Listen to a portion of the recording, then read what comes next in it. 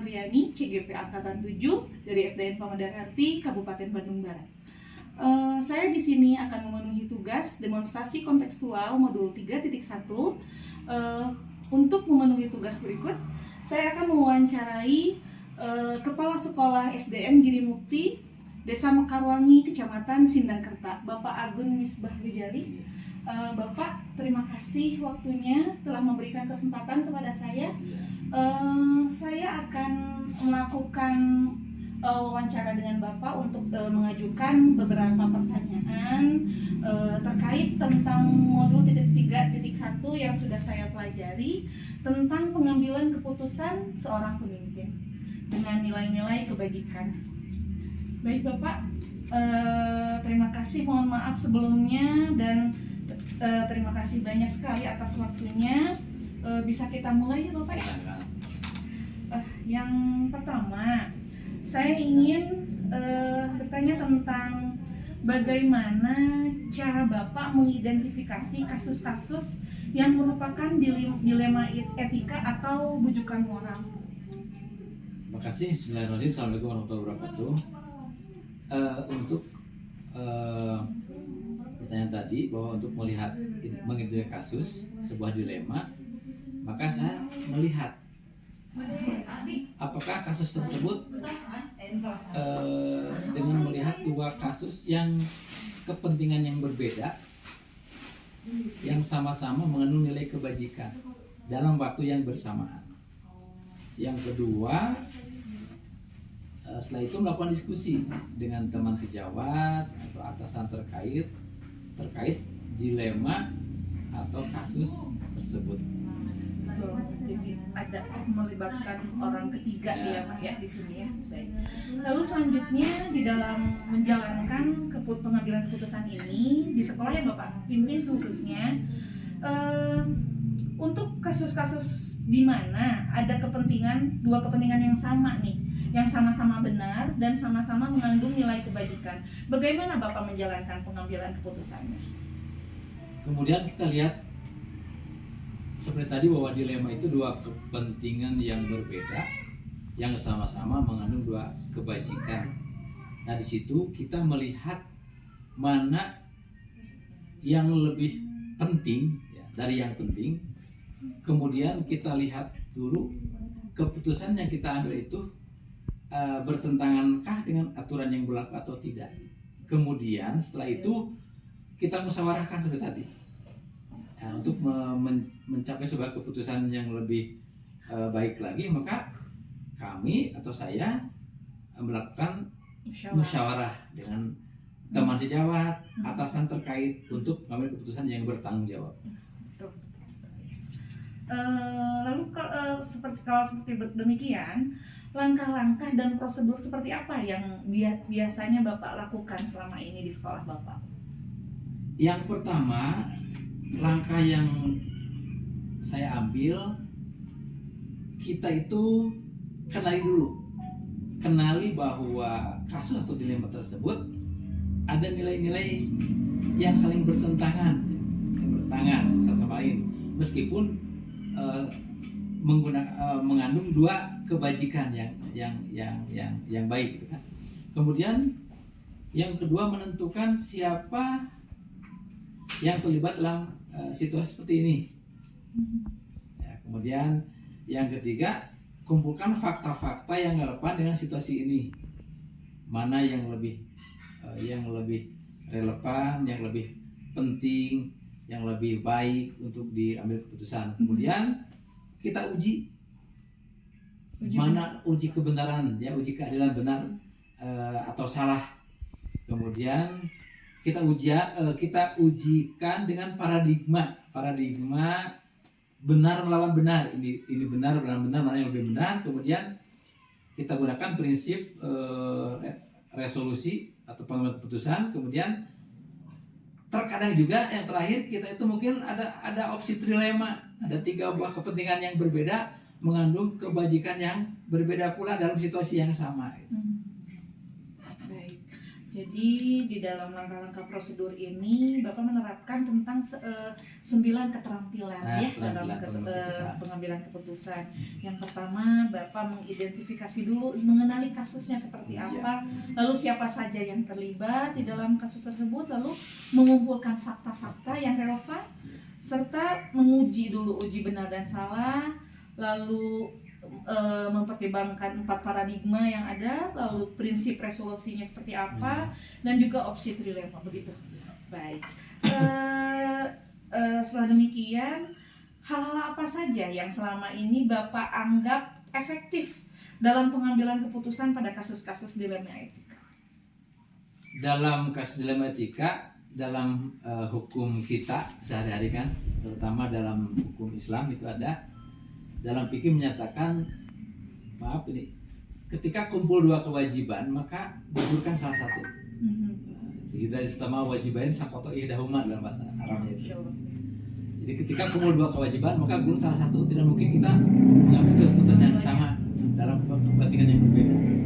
Makanya dalam jawaban pertama tadi saya katakan bahwa kita harus mengidentifikasi mana nilai yang terbaik dalam pengambilan sebuah keputusan. Yang kedua, keputusan yang dilakukan harus mengacu kepada aturan yang berlaku. Seperti itu.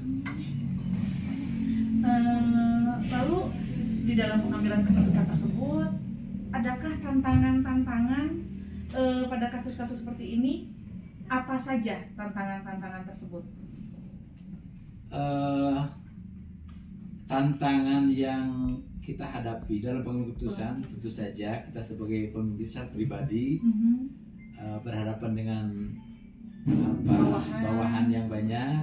Yang pertama tantangannya adalah pengusaha adalah pertama individu melawan kelompok. Iya.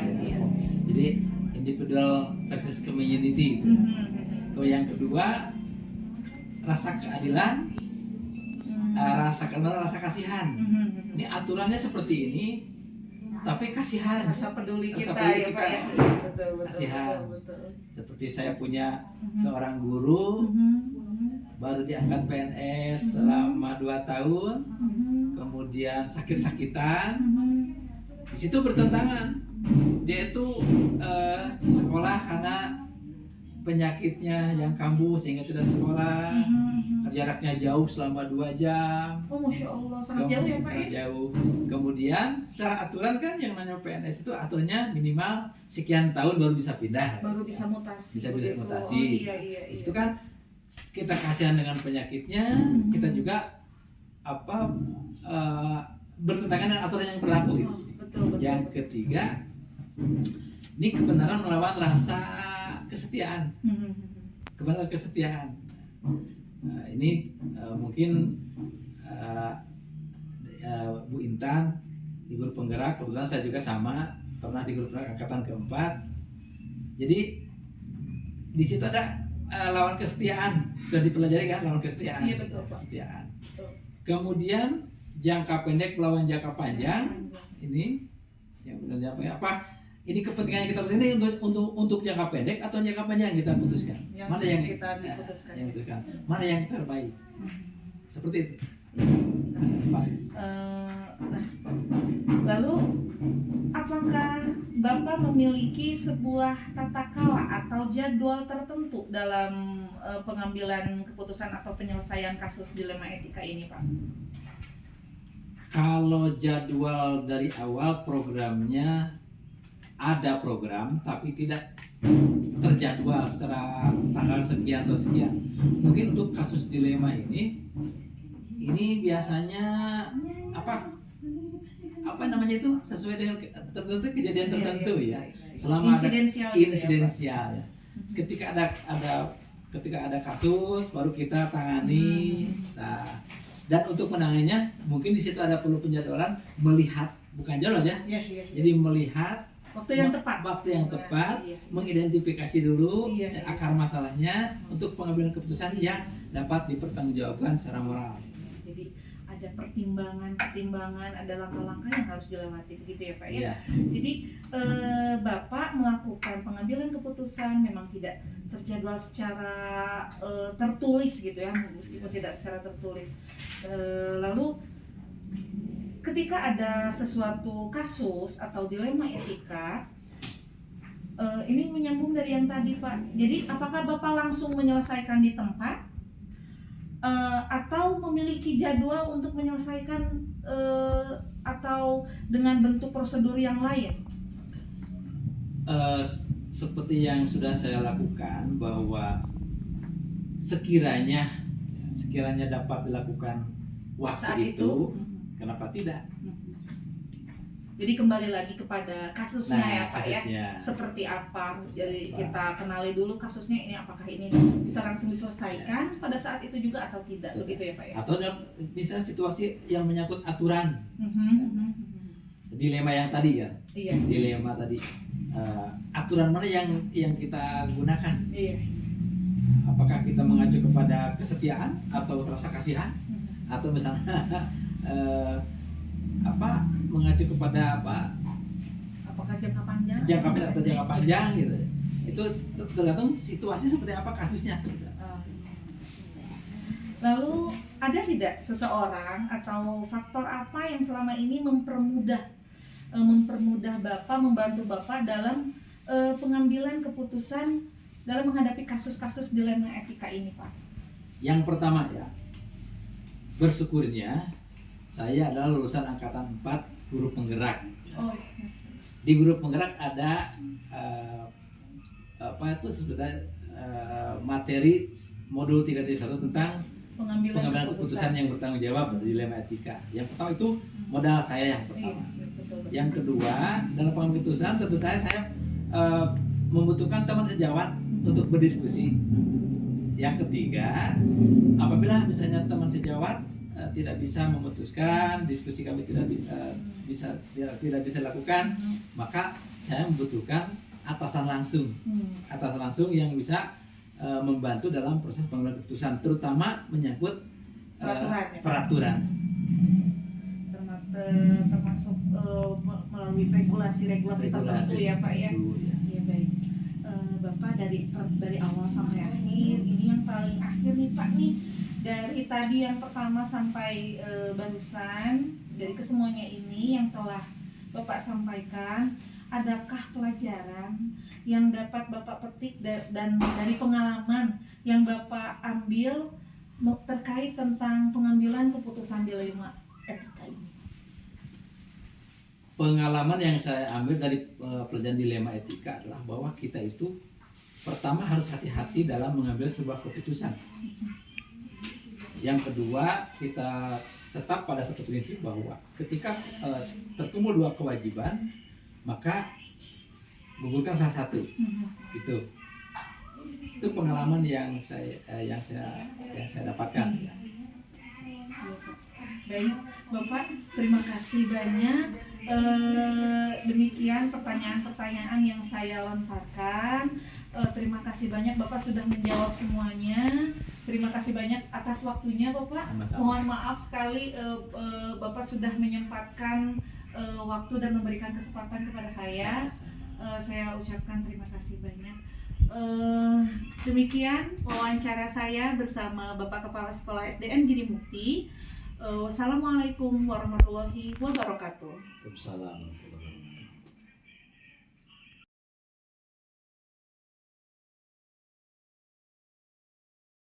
Bismillahirrahmanirrahim. Assalamualaikum warahmatullahi wabarakatuh. Assalamualaikum. Assalamualaikum Ibu. Terima kasih untuk bersedia untuk bergabung bersama di Jimit yang saya undang terkait tugas demonstrasi kontekstual modul 3.1 dan Ibu Kepala Sekolah SDN Gandasari ya Ibu ya, dengan Ibu Nia Sumiati SPD MPD. Alhamdulillah hatur nuhun sekarang dapat bergabung dengan saya. Baik Ibu, Kalau boleh saya tahu, Ibu sudah menjadi kepala sekolah sudah berapa lama, Ibu? Iya. Iya, Neng, sebetulnya kalau ditanya tentang berapa lama itu mungkin Ibu baru seumur jagung, Neng. Iya, Baru betul. 3 bulan. Iya, Begitu. baru dari tanggal 2 Januari 2023 sampai saat ini. Jadi baru selesai verifikasi 100 hari kerja, Neng. Oh, begitu, Ibu. Iya. Ibu Iya, bertugas betul, di Neng. SDN Gandasari, Ibu betul? Iya, betul. Ibu bertugas di SDN Gandasari, Kecamatan Sindangkerta, Kabupaten Bandung Barat, Neng. Iya. Betul. Terkait tugas modul 3.1 pada saya di pendidikan guru penggerak angkatan ke-7, saya harus mewawancarai 3 kepala sekolah, yang salah satunya saya ingin mewawancarai Ibu sebagai narasumber. Oh iya. Apakah Ibu Oh tidak iya, terima kasih, keberatan? Neng, atas kepercayaannya. Iya. Kenapa, Neng? Apakah Ibu tidak keberatan jika nanti saya Oh, upload di YouTube, Ibu, nanti tugasnya? oh iya. Oh, insya Allah tidak apa-apa, Neng, mangga. Mohon. Iya. Gak apa-apa, karena Ibu juga pernah menjadi seorang guru penggerak. Ibu guru penggerak angkatan 4, Neng. Iya, Memang alhamdulillah, Bu. hal itu sudah menjadi kewajiban kita ya Iya, Bu. sebagai guru penggerak, agar mudah-mudahan dengan seperti itu lebih banyak lagi orang-orang yang berminat untuk menjadi seorang guru penggerak. Iya. Gak apa-apa, Neng. Siap. Siap. Semangat. Semangat sekali, Ibu. Iya. Bismillahirrahmanirrahim. Ya, saya langsung Mangga. saja, Ibu, ya, ke pertanyaan-pertanyaan mengenai pengambilan keputusan yang ada di modul 3.1. Yang Iya. pertama, selama ini bagaimana Ibu sendiri dapat mengidentifikasi kasus-kasus yang merupakan dilema etika atau bujukan moral, Bu? Oh iya. Baik, Neng, untuk pertanyaannya lumayan berat ya. Bagaimana memang itu sangat betul sekali, Neng. Sebetulnya ketika berkaitan dengan dilema etika dan rujukan moral itu sesuatu yang memang sulit gitu. Tapi ya apapun yang terjadi kan Ibu sebagai pemimpin harus bisa memutuskan bagaimana apa yang harus diambil. Sebetulnya ketika Neng bertanya tentang bagaimana cara mengidentifikasinya, sebetulnya untuk mengidentifikasinya itu sangat mudah, Neng. Yang pertama itu kita tinggal lihat bujukan moral ataukah dilema etika. Ketika itu berkaitan dengan bujukan moral, maka kata kuncinya adalah itu benar dan salah, Neng. Jadi untuk benar dan salah itu yang dapat dilakukan yang pertama adalah dengan cara kita meng-cross check dulu permasalahan yang terjadi, kemudian ambil keputusan. Yang selanjutnya adalah dapat dilakukan adalah dengan cara bagaimana kita dapat melakukan tindak lanjut, kemudian evaluasi. Itu jika terjadi tentang wujukan moral. Berbeda dengan ketika kita dengan dilema etika. Kalau dilema etika itu ya dapat kita lakukan dengan cara, kalau dilema etika itu kata kuncinya yaitu benar dan benar ya, Neng. Nah, oleh karena itu kok bisa sih itu ada dilema di situ, karena biasanya ini merasa benar, namun kedua keputusan itu bertentangan. Biasanya itu yang berkaitan dengan rujukan moral. Sehingga cara menyelesaikannya yaitu dengan cara bermusyawarah mufakat biasanya, Neng. Seperti itu mungkin, Neng, tentang dilema etika dan rujukan moral. Baik, dengan cara mengidentifikasi kasus-kasus dilema etika atau bujukan moral seperti itu ya, Bu, ya. Lalu bagaimana kaitannya dengan pengambilan keputusan di sekolah yang Ibu pimpin tentang kasus-kasus yang dimana misalnya dua-duanya itu sama-sama benar ataupun sama-sama mengandung nilai kebajikan. Berarti ini dilema etika ya, Bu, ya. Nah, ini Betul bagaimana sekali. Ibu akan menjalankan pengambilan keputusan di sekolah yang Ibu Biasanya, pimpin? Ning, kebetulan Ibu dulu alhamdulillah pernah belajar di guru penggerak, bahkan angkatan 4 itu sampai kurang lebih 13 bulan, Ning, kurang lebih sampai akhirnya di wisuda gitu. Nah, mungkin karena sudah pernah tahu tentang guru penggerak, jadi yang Ibu lakukan yaitu yang pertama itu berdiskusi dengan dewan guru sebagai warga sekolah, kemudian biasanya dengan staf juga dilibatkan, kemudian dengan dewan sekolah juga, komite sekolah, kalau perlu dengan orang tua juga. Nah, itu biasanya ibu menerapkan 9 langkah yang ditempuh dalam pengambilan dan pengujian keputusan. Itu ada 9 langkah, Neng. Langkah-langkahnya nanti mungkin akan Ibu jelaskan di apa mungkin Pertanyaan jika nanti berikutnya. ada pertanyaan yang berkelanjutan, itu ada Neng, ada 9 langkah dalam mengambil keputusan gitu. Itu di guru penggerak. Kebetulan Ibu sudah pernah, jadi Ibu ambil itu sebagai acuan Ibu dalam mengambil keputusan nih. Oh, Seperti itu Pak baik Intan. Ibu. Oh, iya. Mhm. Lalu Mhm. langkah-langkah yang Ibu sebutkan tadi, langkah-langkah dan Wah, prosedurnya itu seperti apa, Bu, dalam pengambilan keputusan itu? wah, cocok sekali ya Neng. Ternyata baru dibicarakan sudah tentang langkah-langkah Iya, ya. Ibu. Mungkin iya, nah itu Neng, langkah-langkah atau prosedur seperti apa yang bisa dilakukan. Yang pertama itu yang sesuai dengan pengalaman Ibu di guru penggerak. Yang pertama itu harus mengetahui nilai-nilai yang saling bertentangan. Nilai-nilai mana saja yang saling bertentangan. Jadi tahu dulu nih, mengenali dulu nilai yang bertentangan. Itu yang pertama. Yang kedua, menentukan siapa yang terlibat dalam situasi ini. Jadi dikelolakan lagi siapa saja sih yang terlibat dalam situasi ini. Kemudian yang ketiga, mengumpulkan fakta-fakta yang relevan dengan situasi ini. Jadi fakta-faktanya dikumpulkan, apa saja yang relevan, kemudian nanti dikumpulkan. Yang keempatnya itu pengujian benar atau salah yang tadi tunainya. Benar atau salah nih ini keputusan yang akan diambil ini. Kemudian yang kelimanya pengujian paradigma benar dan juga lawan benar. Yang tadi benar salahnya juga diuji, kemudian paradigma benar lawan benarnya pun sama diuji gitu. Kemudian yang keenamnya melakukan prinsip resolusi nih. Nah, itu prinsip resolusi. Kemudian yang ketujuhnya investigasi opsi dilema. Nanti itu Oh, kalau iya. yang sudah ikut guru penggerak kayaknya lebih paham mungkin Iya, tentang iya, itu. iya, Karena iya. memang kalau dijelaskan memang lebih panjang ya, Neng. Iya, iya, Nah, betul, Bu. kemudian nanti ini yang kedelapannya buat keputusan, yang kesembilannya lihat lagi keputusan dan refleksikan. Mungkin itu nih Oh, langkah-langkahnya memang lumayan panjang, ada 9, tapi nanti bisa disesuaikan dengan kebutuhan. Seperti itu oh. Pak Inten, Neng. Iya, Bu. Jadi langkah-langkah dan prosedur dalam pengambilan keputusan itu adalah 9 keterampilan dalam pengambilan keputusannya, Ibu ya. Dari Nah, iya langkah-langkah betul tersebut sekali, Neng. memang disesuaikan dengan kebutuhan dan kondisi yang sebenarnya, mungkin begitu ya, Bu ya. Eh, Nah, iya betul, betul iya. sekali, Neng. Iya. Lalu Bu, di pertanyaan berikutnya, menurut Ibu nih, Mhm. hal-hal apa saja yang selama Ibu memimpin, ketika Ibu mengambil Mhm. keputusan, Ibu menganggap hal ini nih efektif gitu dalam mengambil keputusan kasus-kasus dilema etika.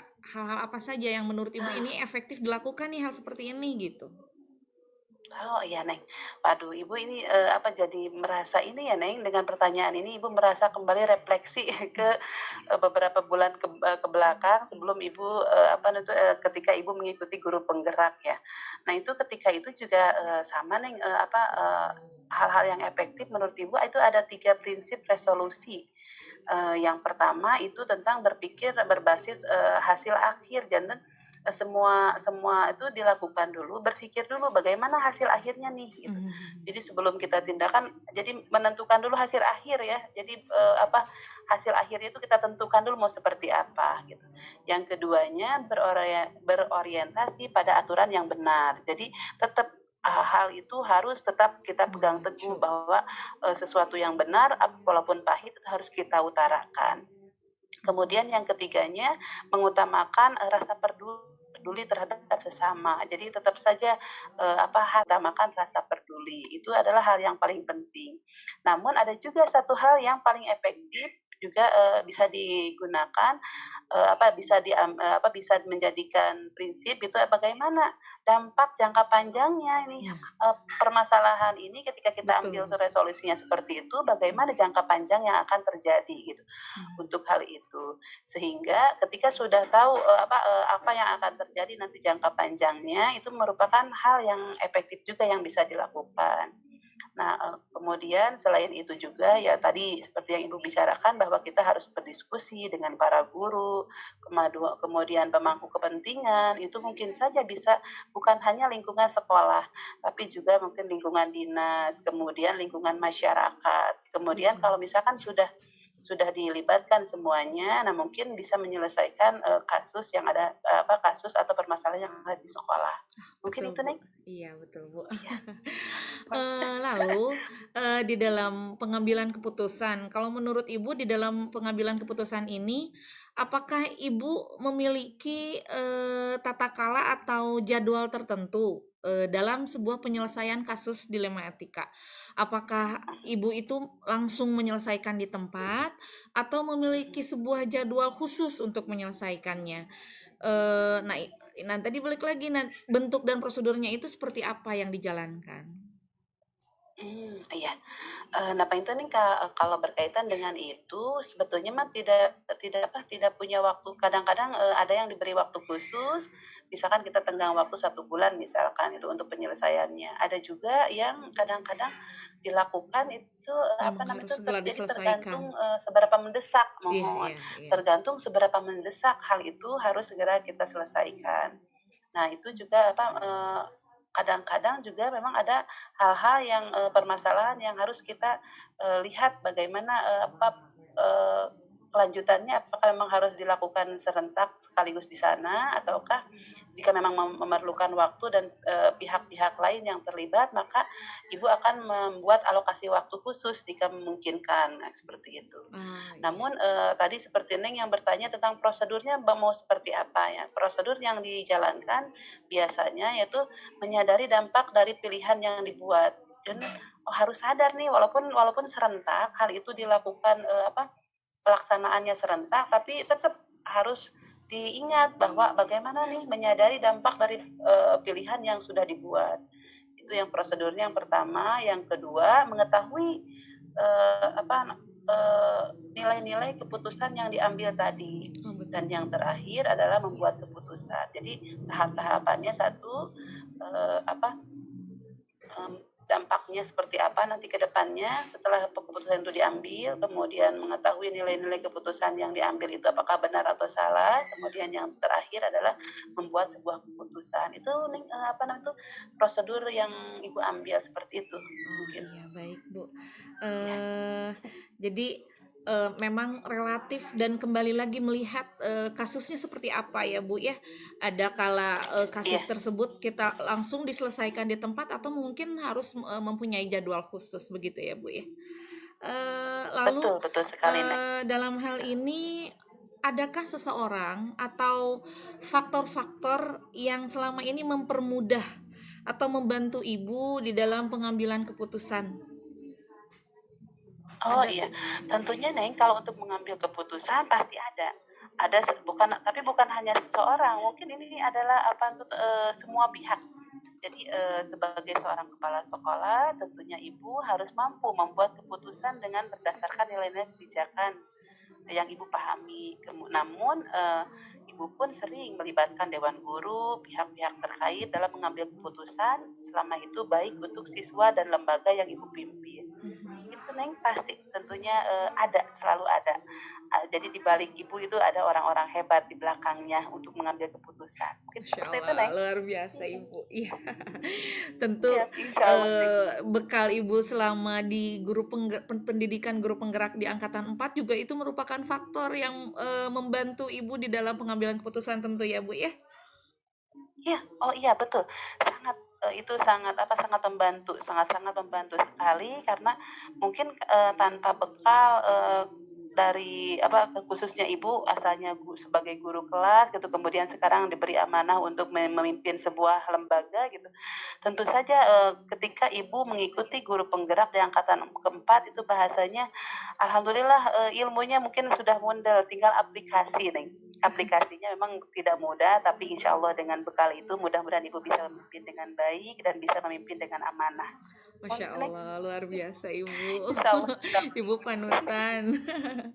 Iya, Insya Allah ya baik Rabbal Ibu, Alamin. Ya, terima kasih. dari pertanyaan yang pertama sampai pertanyaan yang barusan saya sampaikan kepada Ibu ya.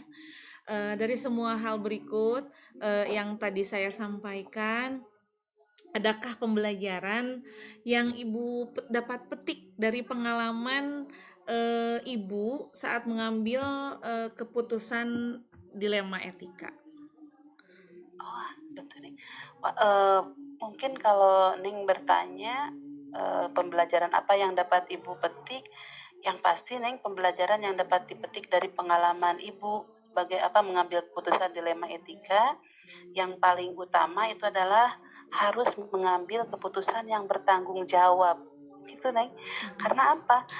Di dalam keputusan yang bertanggung jawab itu mengandung nilai-nilai kebijakan dalam diri, kemudian prinsip-prinsip pengambilan keputusan, kemudian adanya juga paradigma berpikir dan bagaimana langkah-langkah keputusan menjadi dasar pengambilan keputusan yang bertanggung jawab. Jadi dari semua itu adalah intinya adalah harus bisa mengambil keputusan yang bertanggung jawab. Itu saja mungkin yang bisa yang bisa dipetik dari kita wawancara mungkin dari awal sampai akhir, mungkin itu Neng. Jadi keputusan yang bertanggung jawab. Iya, Masya Itu Allah, yang luar paling biasa utama. sekali ya, Ibu. Iya, luar biasa Insya Allah, sekali ya insya Ibu Allah, ya. teman-teman. Itu juga yang saya dapat dari Alhamdulillah. kegiatan sekarang ini ya Ibu. Banyak sekali pembelajaran yang saya dapatkan dari Ibu khususnya.